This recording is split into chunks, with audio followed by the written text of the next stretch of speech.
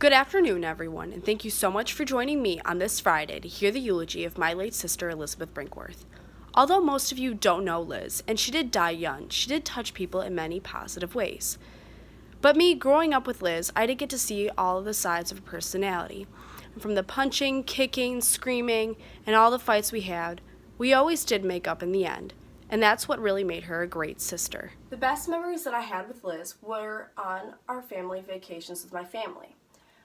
My family, we have a 30-foot camper that we love taking across the country to different places. And one of the places we went to was Orlando, Florida, specifically Disney.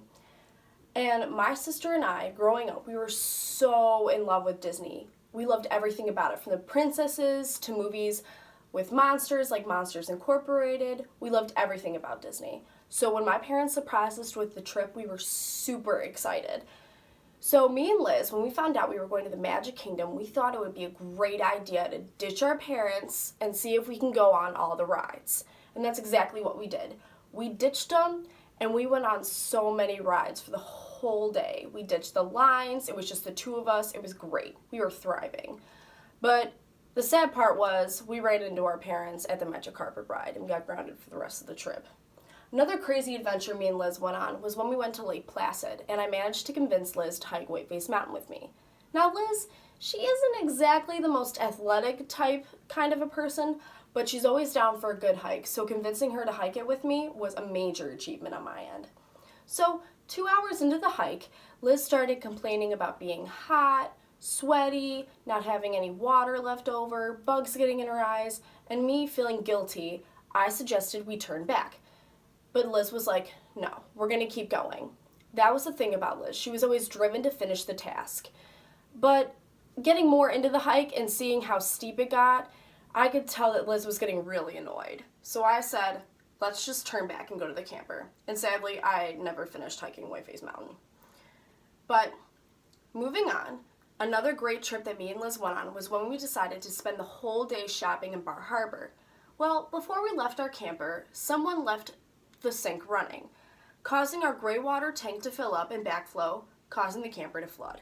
So after a whole day of shopping and coming back to a camper being completely flooded with water, me and Liz thought it would be a great idea to grab 2 buckets and just start scooping the water as fast as we could to keep the damage to our camper minimal. And we managed to get all the water out within 2 hours before the pump we ordered even arrived. Now, those were just some of the few crazy stories from our camping trips. But another thing about Liz is that she loved to take her car out and drive to many places. Me and Liz loved taking our trips to Starbucks, and we loved driving together up to our high school, just jamming out to Charlie XCX and Eminem. Now, though Liz did drive a lot and she did go to a lot of places, she wasn't always the best at driving.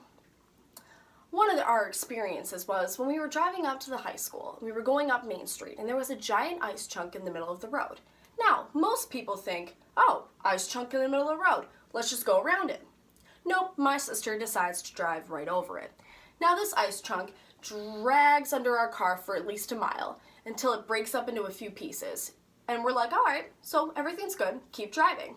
Well, we park our car in our high school parking lot, go to class, come out when the school day's over with, and look, there's a giant pile of gas right under our car.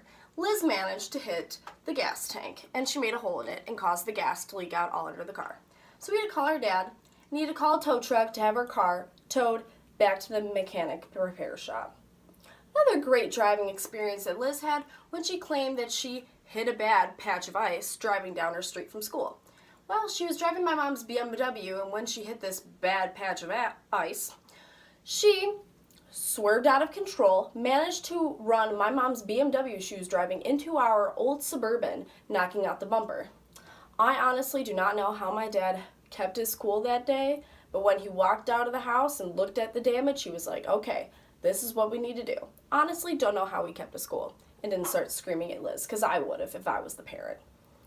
But Liz, even though she had awful driving experiences, and even though we got into some mischievous activities when we went on our camping trips, she was a great sister overall and always there for me when I needed a shoulder to cry on. Liz, I hope you rest in peace up there.